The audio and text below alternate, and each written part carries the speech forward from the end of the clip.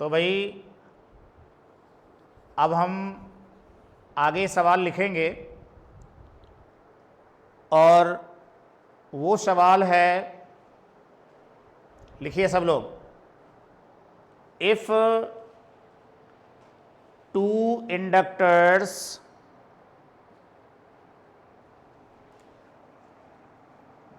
Inductors के बाद ये लिख देना L1 एंड L2। इंडक्टर्स का मतलब है सोलेनॉइड, और पहली सोलेनॉइड का जो सेल्फ इंडक्टेंस है वो L1 है और दूसरी वाली सोलेनॉइड का सेल्फ इंडक्टेंस कितना है L2। तो क्या लिखा, two inductors L1 and L2 are connected in series, are connected in series, full stop. Find the equivalent self inductance of the combination।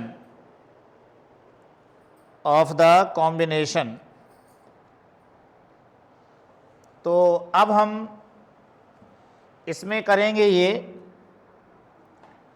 कि देखो, एक इंडक्टर हमारा ये है, इंडक्टर का मतलब सोलेनॉइड, इसका सेल्फ इंडक्टेंस कितना है L1, और एक इंडक्टर हमारे पास ये है,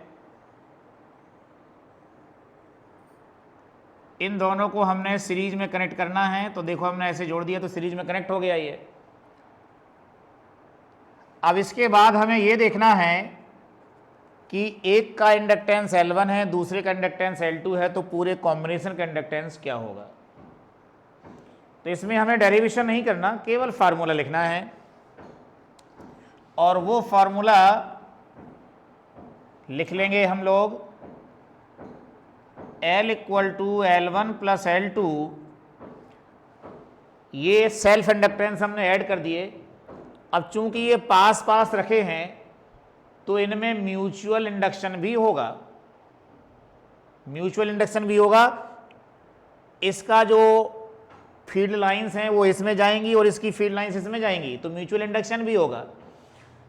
और उसके लिए हमें ये देखना होता है कि अगर दोनों का फ्लक्स एक ही डायरेक्शन में है, देखो ये वाला जो फ्लक्स लाइन है वो टूवर्ड्स राइट है, इसमें भी अगर फ्लक्स लाइन टूवर्ड्स राइट होगी तो हम ये कहेंगे कि दोनों का फ्लक्स एक ही डायरेक्शन में है। तो फिर हम यहाँ पर म्यूचुअल इंडक्शन भी ऐड करेंगे। ठीक है, एक ही डायरेक्शन में फ्लक्स है इसलिए ऐड करेंगे, अगर अपोजिट डायरेक्शन में होगा तो सबट्रैक्ट करेंगे। ठीक है, तो यहां पर हमारा आ गया प्लस 2m। तो हमको यहां पर लिखना है if flux of both inductors are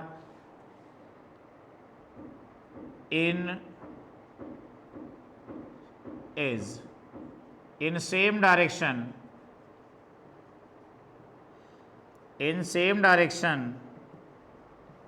then L equal to L1 plus L2 plus 2m। अब अगर मान लीजिए कि ये तुम्हारा टूवर्ड्स राइट है फ्लक्स और ये टूवर्ड्स लेफ्ट हो जाए तो फिर क्या होगा।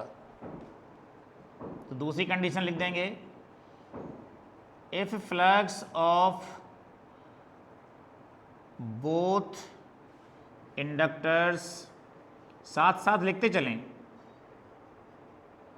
Is opposite to each other,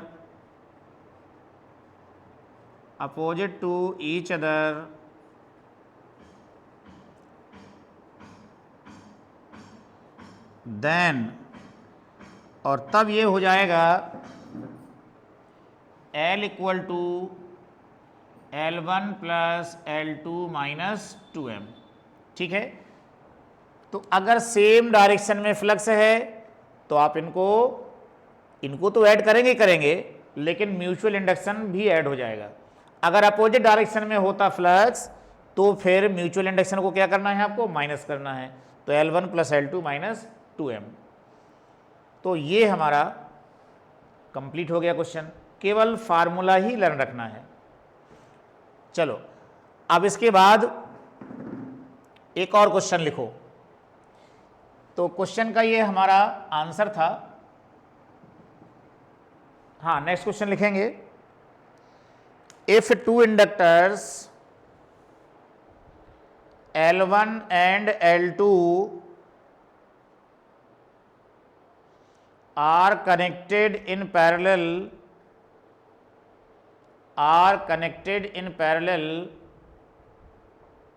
then find the equivalent inductance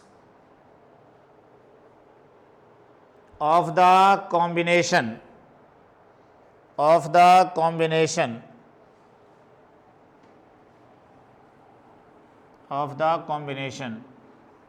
तो देखो अब इसमें फार्मूला क्या होगा, केवल फार्मूला ही लिखना है। देखो बच्चों, एक आपका इंडक्टर ये हो गया और एक इंडक्टर आपका ये हो गया। इनको आपको पैरेलल जोड़ना है। इस तरह से आपने पैरेलल जोड़ दिया। तो इसमें जो सेल्फ इंडक्टेंस होगा कॉम्बिनेशन का, उसका फार्मूला रहेगा ये वाला, L1 L2 plus minus M square ऊपर हम केवल माइनस ही रखेंगे, ऊपर केवल माइनस रखेंगे और नीचे हो जाएगा L1 plus L2 plus minus 2M। ठीक है, तो ये हुआ L1 L2 minus M square upon L1 plus L2 plus minus 2M। तो अगर इंडक्टर्स हमारे पैरेलल में कनेक्टेड हैं तो हमें ये फार्मूला यूज़ करना है। डेरिवेशन कोर्स में नहीं है आपके, केवल सिंपल फार्मूला लर्न रखना है। ओके, इसके बाद अब हम आपको पढ़ाने जा रहे हैं एसी जनरेटर। ये फार्मूला लिख लिया। हाँ, एक चीज़ और इसमें याद रखना, अगर मान लो ये तुम्हारी कॉइल्स दूर दूर रख दी जाएं तो दूर दूर रखने से म्यूचुअल इंडक्शन नहीं होता और उस समय M की वैल्यू क्या हो जाएगी, 0। तो चलो एक नोट लिख देते हैं, नीचे नोट लिख लो। If two inductors are separated through a large distance, then capital M equal to 0। इस तरह से capital M equal to 0।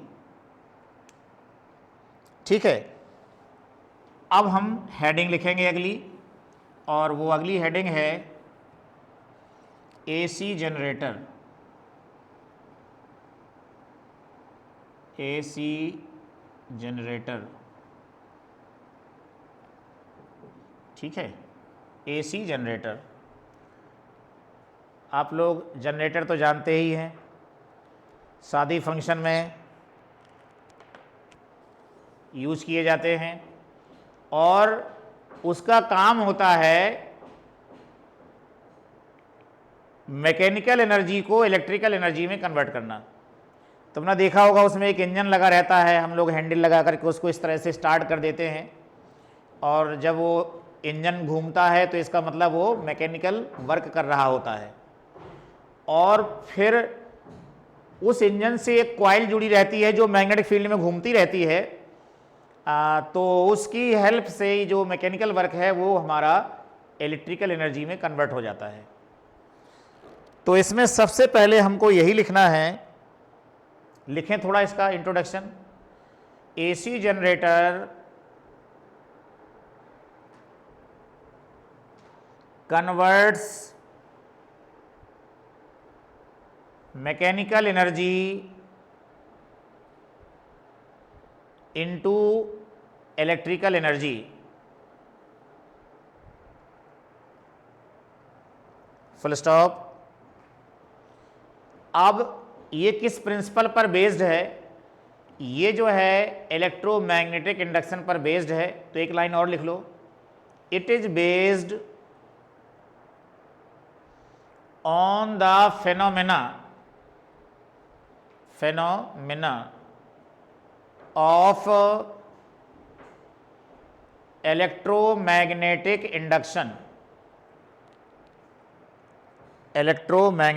induction। ठीक। अब इसके बाद आप लोग एक काम करेंगे, इसका डायग्राम बनाएंगे कि ये होता कैसा है। तो डायग्राम तो हम एनसीईआरटी से बनाएंगे। तो 10 लाइनें छोड़ दो, अब एक ही पेज पर 10 लाइनें छोड़ना, उस 10 लाइन में वो डायग्राम आ जाएगा। और आगे 10 लाइन छोड़ने के बाद हेडिंग लिखेंगे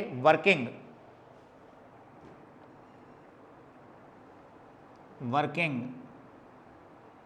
लो, ये मोस्ट इंपॉर्टेंट चीज़ ध्यान से देखें। हमारे पास एक मैग्नेट ये रखी है और एक मैग्नेट ये रखी है। ठीक। इस मैग्नेट का ये नॉर्थ पोल है और इस वाले मैग्नेट का ये साउथ पोल है। और यहां पर हमें रखना है एक कॉइल। कॉइल कैसी होगी? तार से बनी होगी, इस तरह से रखना है। तार की बनी कॉइल है ये, और ये देखो इस तरह से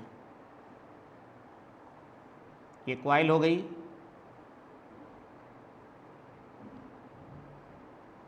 तो ये जो कॉइल है यूं है।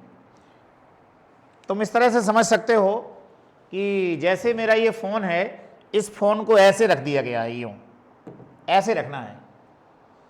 ऐसा भी समझ सकते हो कि जैसे मेरा हाथ है, तो ये हाथ को कॉइल समझ लो और उसको हमने ऐसे रख दिया।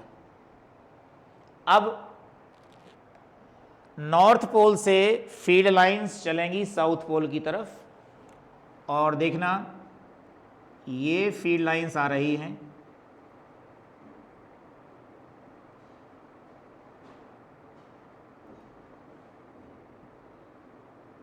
ये diagram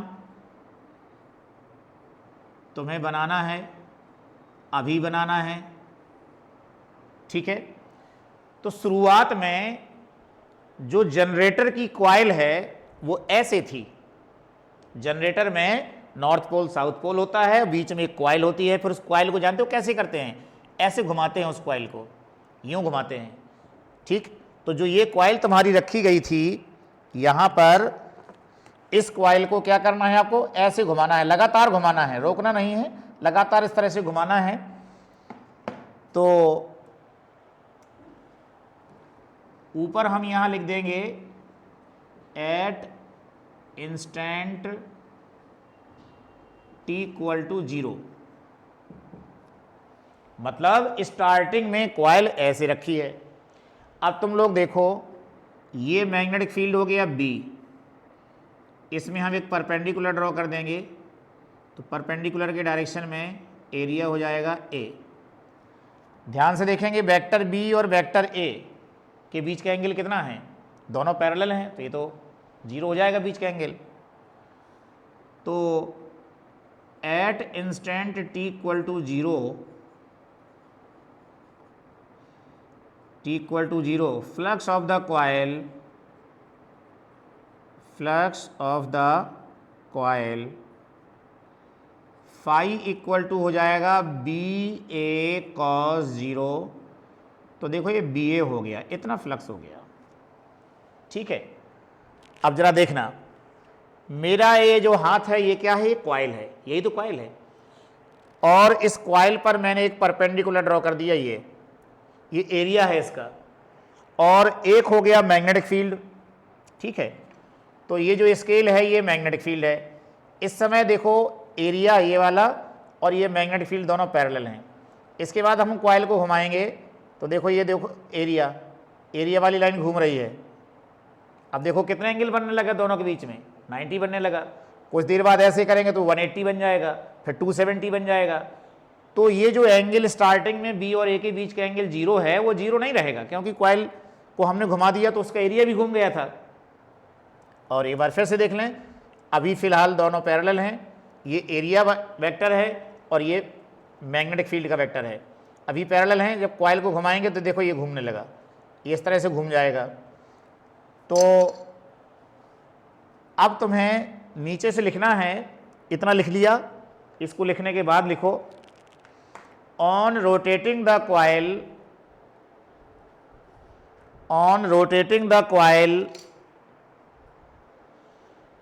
with uniform angular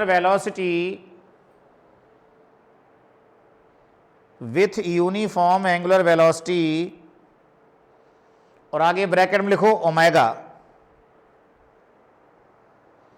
omega with uniform angular velocity omega इस तरह से बनाना, ऐसे कॉमा लगाएं।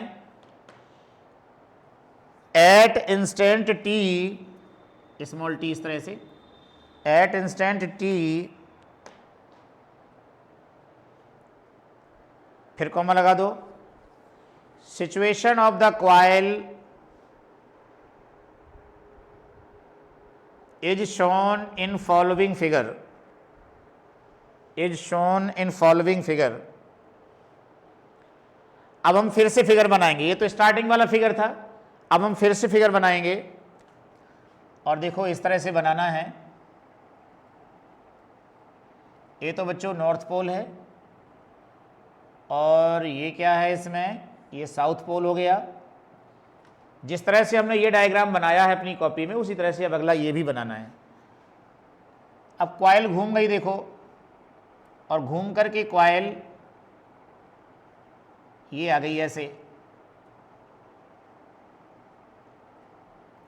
ठीक है, यूं कॉइल आ गई घूम करके। यहां पर चाहें तो ये भी लिख सकते हैं एट इंस्टेंट टी, ठीक है। जिस तरह से यहां लिख दिया था at instant t equal to 0, उसी तरह से यहां लिख दिया एट इंस्टेंट टी।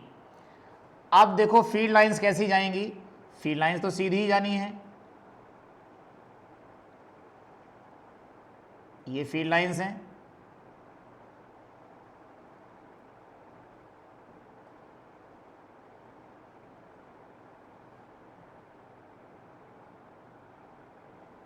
ओके। अब यहां पर इसको हम वेक्टर बी लिखे दे रहे हैं, इस वाली लाइन को। अब देखो एरिया वेक्टर कहां चला जाएगा, एरिया वेक्टर का डायरेक्शन ये है, ये एरिया वेक्टर का डायरेक्शन है, ये एंगल थीटा हो गया, ठीक है। तो इस समय बी और ए के बीच का एंगल कितना हो गया, थीटा। तो now flux of the coil phi equal to, तुम लोग जानते हो बी ए कॉस थीटा होता है। और अगर ये जो कॉइल है इसमें एन टर्न्स हैं, जैसे अभी तो तुम्हें एक टर्न दिखाई दे रहा होगा टोटल, अगर इस तरह से कई एन टर्न्स हैं तो हम यहाँ पर एन का मल्टीप्लाई भी करेंगे, तो फाई इक्वल टू हो जाएगा बी ए कॉस थीटा की जगह देखो ओमेगा टी लिख देंगे। जानते हो थीटा की जगह ओमेगा टी क्यों लिखेंगे, क्योंकि जब कोई चीज़ रोटेट करती है तो एंगल इक्वल टू होता है एंगुलर वेलोसिटी इनटू टाइम। आगे यहाँ लिख भी सकते हो since theta equal to omega t, ठीक है। अब हमने ये बताया कि ये फ्लक्स हमारा इंस्टेंट टी पर ये आया। इस इक्वेशन में तुमने देखा कि फाई और टी दोनों मौजूद हैं, यानी फाई जो है टाइम के चेंज होने से चेंज हो जाएगा, क्योंकि यहाँ टाइम चेंज होगा तो फाई भी चेंज होगा। तो इक्वेशन में फाई और टी दोनों मौजूद हैं, इसका मतलब है कि वो टाइम चेंज होने पर फ्लक्स भी चेंज होगा। तो इतना लिख लिया। तो अब आगे लिखें, flux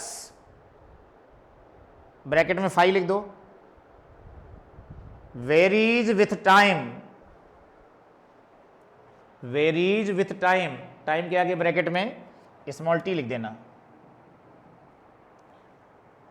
according to following graph, according to following graph.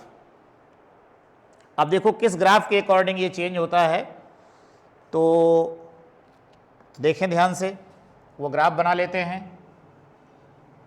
मैं ग्राफ यहां बना देता हूं और देखो ऐसे,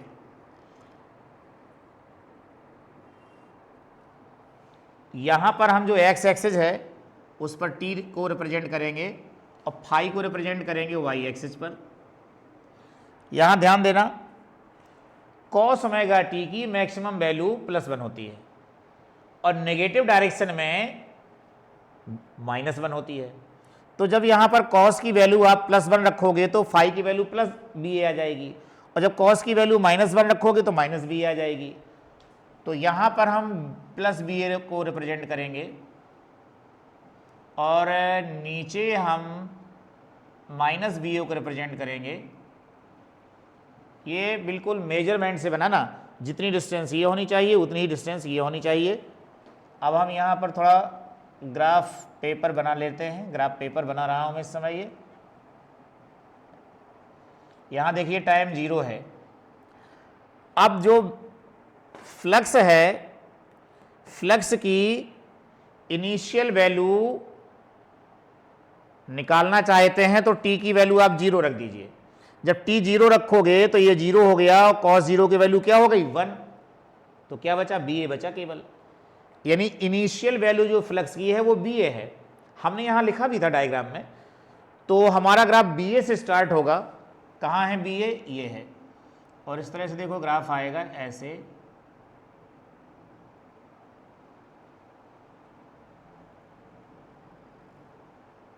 ऐसे। तो जब हमारी कॉइल ऐसे रखी थी शुरुआत में तो मैंने कहा था ये एरिया वेक्टर है और फिर ये कहा था कि ये मैग्नेटिक फील्ड है ऐसे। अब जब हम इसको घुमा देंगे ऐसे ऐसे ऐसे ऐसे ले जाएंगे तो देखो ये 90 डिग्री का एंगल बनने लगा। 90 डिग्री का एंगल बनने लगा, इसका मतलब है कॉइल 1/4 साइकिल घूम गई, क्योंकि पूरा एक चक्कर लगाने में 360 डिग्री बनता है ना। तो 90 डिग्री में कितना हो गया 1/4, और 1/4 टाइम को कहते हैं कैपिटल T/4। तो कॉइल के पूरे एक चक्कर के टाइम को क्या कहेंगे कैपिटल टी। तो 90 डिग्री घूमने के टाइम को क्या कहेंगे T/4, और आधा चक्कर के घूमने के टाइम को हम बोलेंगे T/2, और 270 डिग्री घूमने के टाइम को बोलेंगे 3T/4, और पूरा एक चक्कर घूमने के टाइम को क्या बोलेंगे T। तो इस तरह से हमने देखा कि इनिशियली फ्लक्स BA था, BA से डिक्रीज होते होते होते फ्लक्स 0 हो गया, फिर नेगेटिव डायरेक्शन में चला गया फ्लक्स -BA हो गया, फिर पॉजिटिव डायरेक्शन में जाने लगा 0 हो गया, और फिर से इनिशियल के बराबर हो गया। इस तरह से फ्लक्स हमारा चेंज होगा जब हम कॉइल को लगातार ऐसे रोटेट करते रहेंगे। ठीक है, तो फ्लक्स यहां वेरी कर रहा है, तो ये डायग्राम बनाना है। ठीक है, अब डायग्राम बनाने के बाद एक दिमाग ये लगाना है कि जब फ्लक्स वेरी कर रहा है तो इंड्यूस्ड ईएमएफ भी प्रोड्यूस होगा कॉइल में। तो अब इस ग्राफ के नीचे लिखना है due to change in flux, due to change in flux, comma लगा दें, induced EMF, induced EMF produced in the coil, produced in the coil is given by, is given by, और अब इसमें हम फैराडेज लॉ लगा देंगे equal to -N d∅/dt। ठीक है, तो इक्वल टू -N d/dt ज्यों का त्यों और फाई का जो हमने इक्वेशन बताया है ये वाला बी ए कॉस ओमेगा टी, ये लिख देंगे। तो फाई की जगह हमने लिख दिया बी ए कॉस ओमेगा टी। अब यहां जरा समझो, डी अपॉन डी टी हमको बोल रहा है कि डिफ्रेंसिएशन करिए टी वाले टर्म का, और टी वाला टर्म कौन सा है यहाँ, कॉस ओमेगा टी। बी ए का नहीं करना है, बी ए ज्यों का त्यों रहेगा। तो ये हो गया माइनस एन बी ए, और कॉस ओमेगा टी का डिफ्रेंसिएशन जब करेंगे तो आएगा minus omega sine omega t. ठीक है, तो अब ये कुल मिला के देखो क्या बन गया, ये बन गया ऐसे, इक्वल टू ये माइनस माइनस प्लस बन गया एन बी ए ओमेगा साइन ओमेगा टी। ठीक है बच्चों, ये बन गया। तो इसको लिख लो जरा,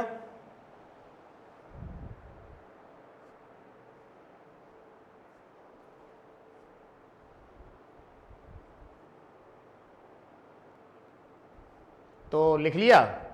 चलो इसके बाद देखो, तुम लोग ये अच्छी तरह से जानते हो कि साइन की जो वैल्यू है मैक्सिमम 1 होती है। तो अगर हम साइन ओमेगा टी की जगह 1 रख देंगे तो हमें इंड्यूस्ड ईएमएफ की मैक्सिमम वैल्यू मिल जाएगी। तो साइन ओमेगा टी की मैक्सिमम वैल्यू रखने से इंड्यूस्ड ईएमएफ की मैक्सिमम वैल्यू मिल जाएगी।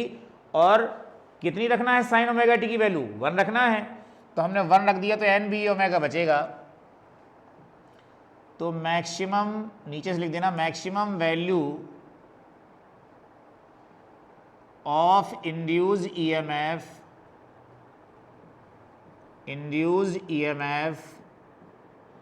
एज, अब कितनी है भाई, इसको 1 रख देना तो अब इतना बचा केवल, और ई नॉट से रिप्रेजेंट कर देंगे उसको। जो एन बी ए ओमेगा है इस पूरे को किससे रिप्रेजेंट कर देंगे, ई नॉट से। अब देखो इक्वेशन क्या बन जाएगा, नाउ इक्वेशन इसमें रखो E equal to N B omega की जगह क्या रख दोगे, देखो एन बी ओमेगा की जगह ई नॉट रख देंगे, तो ई नॉट साइन ओमेगा टी। तो ये तुम्हारा इंड्यूस्ड ईएमएफ का इक्वेशन आ गया। अब इंड्यूस्ड ईएमएफ के इक्वेशन में भी टाइम मौजूद है। इसका मतलब जैसे जैसे टाइम वेरी करेगा इंड्यूस्ड ईएमएफ भी वेरी करेगा। तो इसको लिखना है,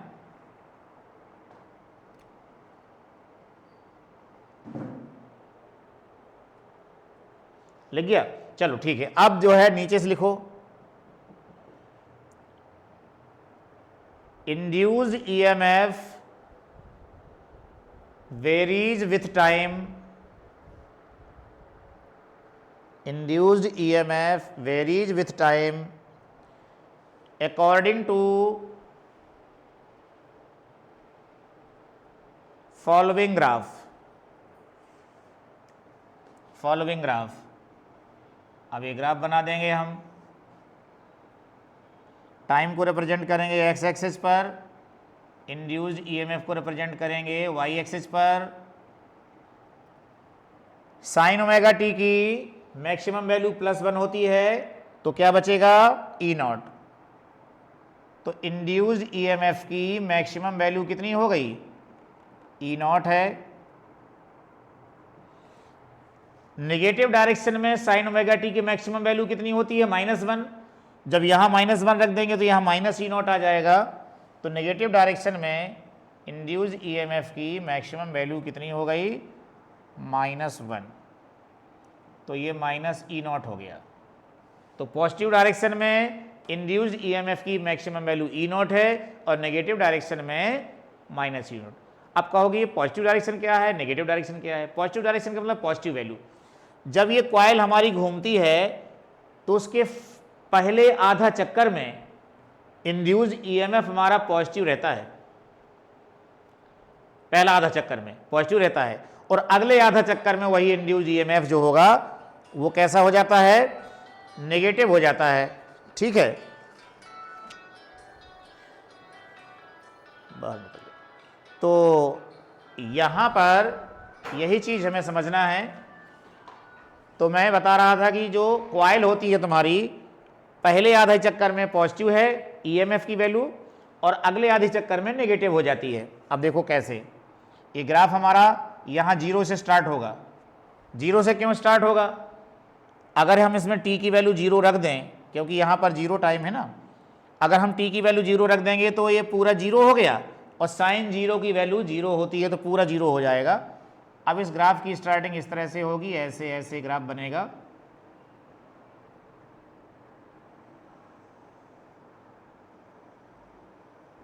ठीक है, तो जो कॉइल का पहला आधा चक्कर है उसमें देखो इंड्यूस्ड ईएमएफ तुम्हारा पॉजिटिव है और अगला जो आधा चक्कर होगा उसमें नेगेटिव है, और टाइम वही है जैसा हमने वहाँ फ्लक्स में लिखा था।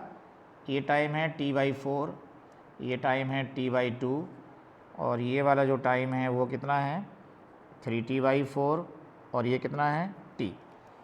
तो देखो कॉइल जब हमारी घूमेगी तो ये t/4 टाइम कह रहा है कि कॉइल हमारी इस तरह से 90 डिग्री घूम गई। जब 90 डिग्री कॉइल घूम जाएगी तो उस समय इंड्यूस्ड ईएमएफ देखो कितना है, मैक्सिमम है। फिर 90 डिग्री के आगे घूमना शुरू किया कॉइल ने, और जब 180 डिग्री घूम जाएगी तो इंड्यूस्ड ईएमएफ देखो डिक्रीज होकर के क्या हो गया, 0 हो गया। इसके बाद इंड्यूस्ड ईएमएफ नेगेटिव हो गया। सिंपल हार्मोनिक मोशन में भी तुम लोगों ने ऐसे ही ग्राफ पढ़े थे, यानी यहाँ पर इंड्यूस्ड ईएमएफ का वेरिएशन इस तरह से हो रहा है जैसे कि सिंपल हार्मोनिक मोशन में हो रहा था। तो ये ग्राफ बना लो।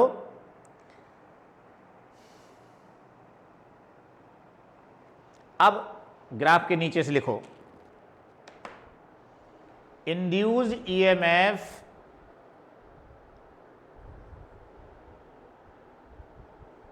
इज कॉल्ड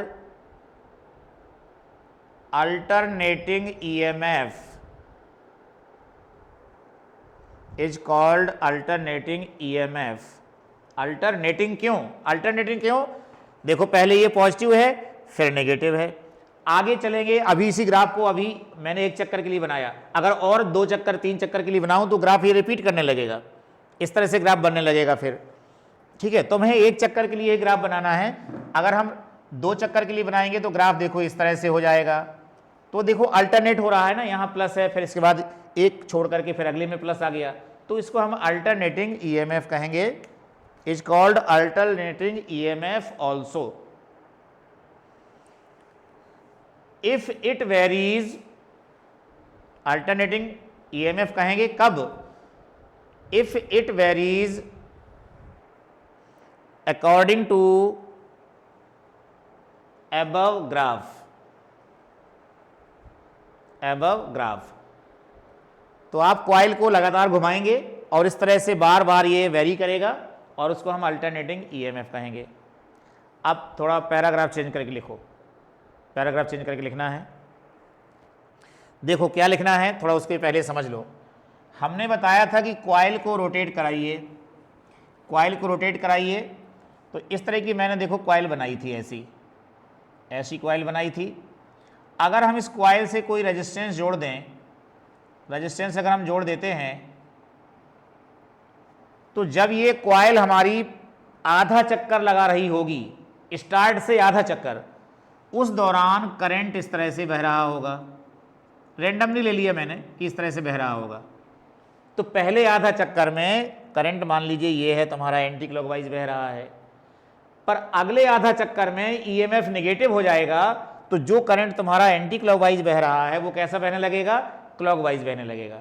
यानी इसका पूरा डायरेक्शन क्या हो जाएगा, चेंज हो जाएगा। इस तरह से हो जाएगा डायरेक्शन, अब ऐसे इस तरह से चेंज हो जाएगा। तो जो करंट हमारा कॉइल के फर्स्ट हाफ साइकिल में एंटी क्लॉकवाइज बह रहा था, वही करंट अब हमारा डायरेक्शन चेंज कर लेगा और अगले हाफ साइकिल में वो क्लॉकवाइज बहने लगेगा। ठीक है, तो किसका हाफ साइकिल, कॉइल का। कॉइल ऐसे रखी गई है, उसको ऐसे ऐसे आप घुमाइए तो देखिए हाफ साइकिल हो गया, और आगे घुमाएंगे तो अगला हाफ साइकिल हो जाएगा। तो इसमें पैराग्राफ चेंज कर लिखना है, if a resistance connected with the coil then current in that resistance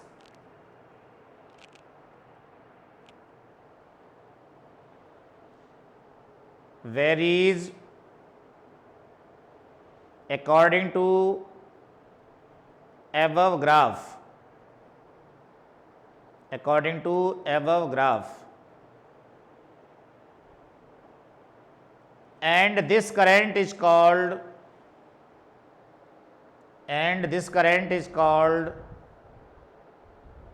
alternating current, alternating current. Okay, तो ये तुम्हारा एसी जनरेटर कंप्लीट हो गया। अब एग्ज़ाम में जब आएगा तो आपको शुरुआत में जो मैंने कहा था कि 10 लाइनें छोड़ दो, एनसीईआरटी से डायग्राम बनाना है वो बना देना, और बकाया फिर मैंने जो ये समझाया है ये लिखना पड़ेगा। हालांकि तुम चाहो तो क्वाइल के जो मैंने डायग्राम बनवाए हैं 2 जिनमें क्वाइल बनवाई है वो ना बनाओ, केवल स्टेटमेंट लिखते चले जाओ और ये ग्राफ बना दो, ठीक है? तो थोड़ा शॉर्ट हो जाएगा और जल्दी भी हो जाएगा। ओके।